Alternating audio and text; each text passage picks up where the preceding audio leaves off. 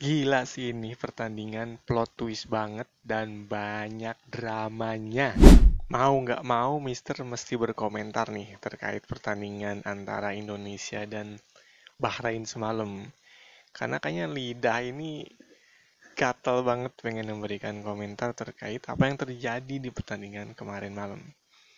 Ya seperti kita tahu ya, Indonesia berada di grup C untuk kualifikasi Piala Dunia zona Asia. Kita di sana ada Jepang, kemudian ada Indonesia, Australia, Bahrain ya, dan Saudi Arabia. Dan kita tahu Jepang sekarang masih di posisi satu, belum terkalahkan ya teman-teman semua. Sedangkan Indonesia sekarang ada di posisi kelima untuk sementara ini. Dan Australia naik kemarin karena menang lawan Cina 3-1. Dan Arab kalah kemarin ya sama Jepang. Jadi ya Jepang emang belum terkalahkan. Terus gimana dengan chance atau peluang Indonesia maju ke babak selanjutnya di grup C ini? Sebetulnya masih terbuka lebar ya. Karena ini baru pertandingan ketiga ya teman-teman ya. Dan masih kita langsung setelah ada Bahrain ini kita ada pertandingan melawan Cina, sang juru kunci. Yang mudah-mudahan di Cina nanti kita bisa dapat 3 poin ya teman-teman. Amin. Dan di grup C ini persaingannya cukup ketat ya teman-teman karena selisihnya cuma 1-2 poin aja sih sebenarnya. Terutama di posisi kedua dan ke bawah. Kalau Jepang oke lah ya, dia kayaknya udah kemungkinan lolos ke babak selanjutnya.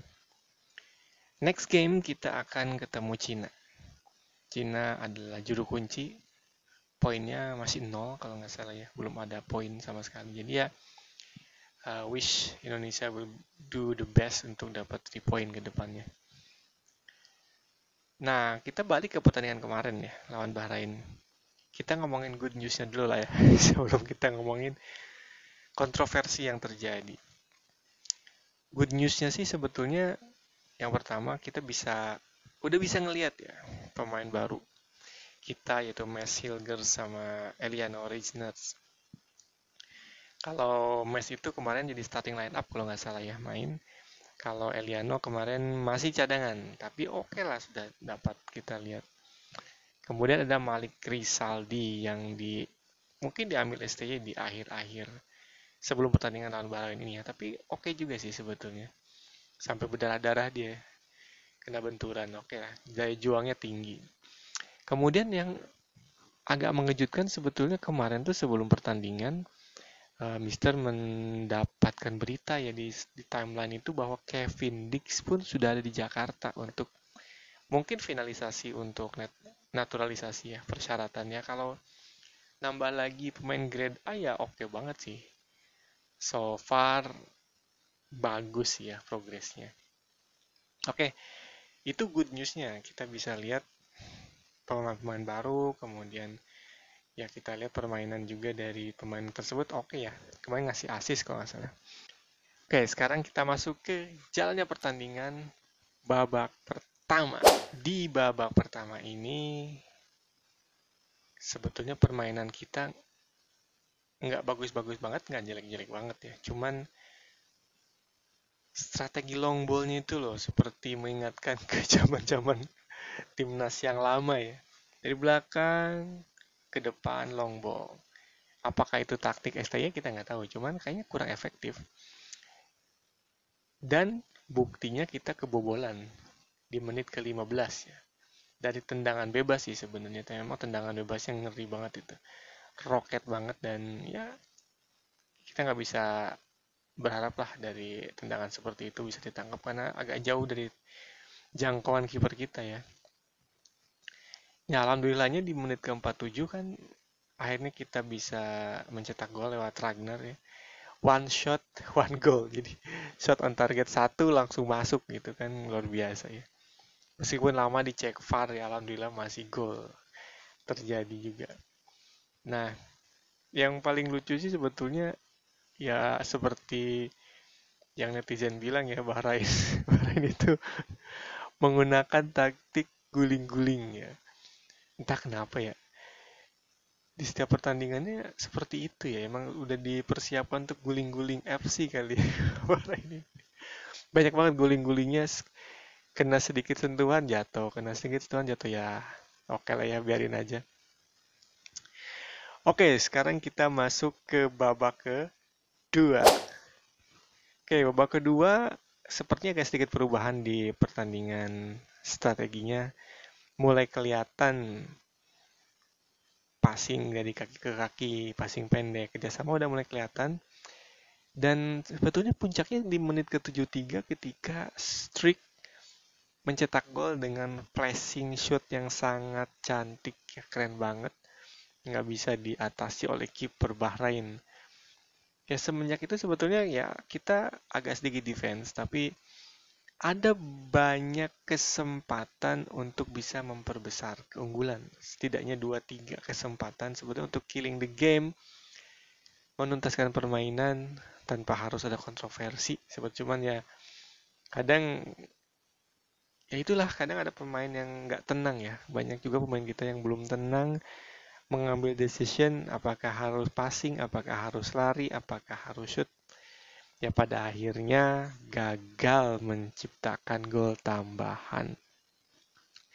Nah, di babak kedua inilah kontroversi itu terjadi. Nah, kita tahu sendiri ya, kita yang nonton tahu bahwa tambahan waktu itu sekitar 6 menit. Ya, 6 menit dan di posisi 6 menit itu kalau tidak salah kita lagi ada serangan balik tuh. 6 ke 7 menit itu serangan balik yang gagal dari oleh Witan. Nah, di saat Witan gagal melakukan passing itulah sebetulnya harusnya sudah selesai permainan teman-teman. Sudah selesai, udah lebih dari 6 menit ya, 7 menit ke 8 menit waktu itu. Waktu dilihat di layar tuh, oh iya udah 8, harusnya ini selesai nih.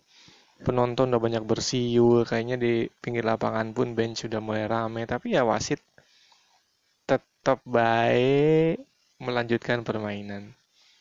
Dan suddenly Bahrain dapat corner ya guys.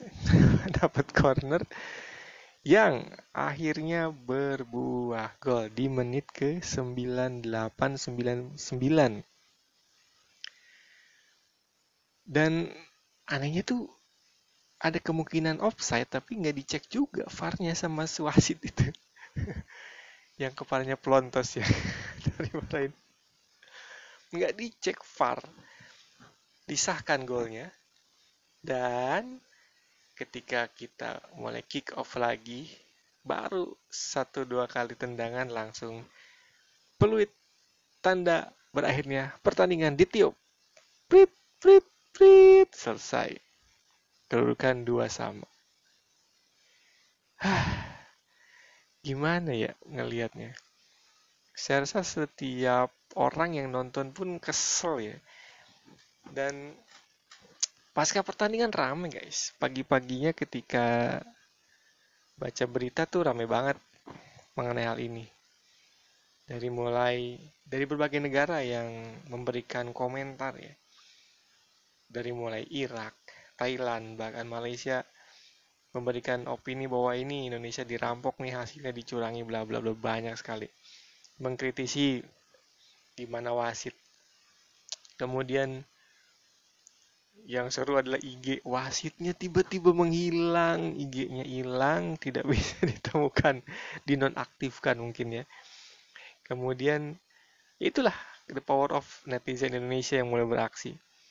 Dan lucunya IG Timnas Bahrain itu komennya dimatiin ketika postingan terkait hasil pertandingan karena di situ mereka nulis gol itu terjadi di menit ke-96. Padahal udah jelas-jelas di TV di mana-mana di situ udah 98 ke 99. Dimatiin komentarnya. Mungkin takut digeruduk oleh netizen Indonesia.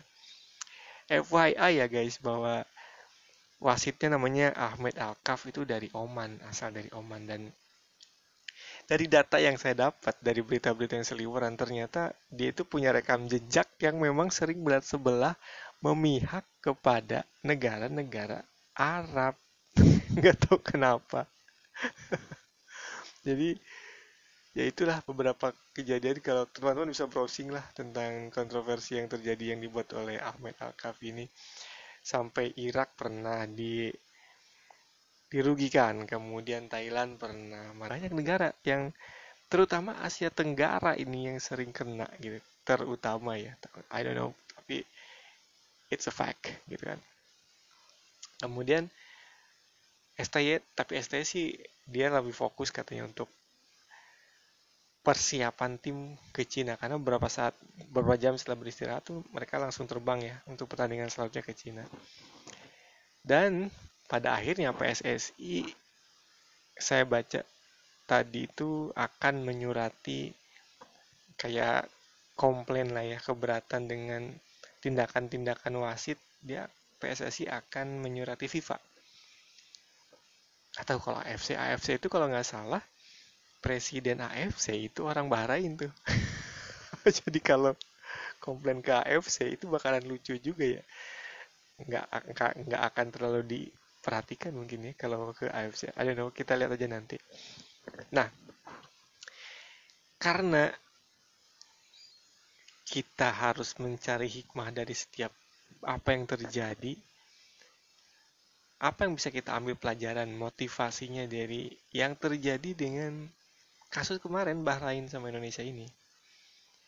Yang pertama yang saya catat adalah Indonesia itu sekarang mulai ditakuti oleh negara-negara Asia sepak bolanya.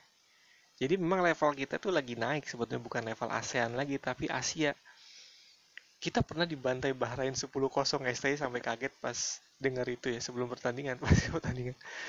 Pernah dibantai 10-0 dan sekarang hampir menang kalau dalam tanda kutip tidak dicurangi. Ditakuti kemarin lawan Australia kita bisa menahan imbang. Jadi ya I think that's a good thing gitu tentang Indonesia ini.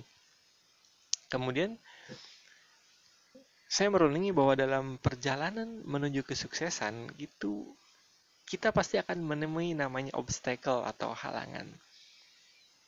Apa yang harus kita lakukan nih secara mentality ketika hal-hal seperti ini terjadi? Hadapi dengan sikap ksatria, terima hasilnya dan sabar dulu gitu kan. Kemudian kita berbenah untuk lebih baik lagi, dalam arti berbenah kalau ngomongin sepak bola yang kemarin, berbenah bahwa you have to do something to save the game. Jadi harus ada saatnya kita killing the game itu dimanfaatkan dengan baik supaya kontroversi-kontroversi itu bisa dihilangkan gitu. Bermain lebih pintar lah intinya ya.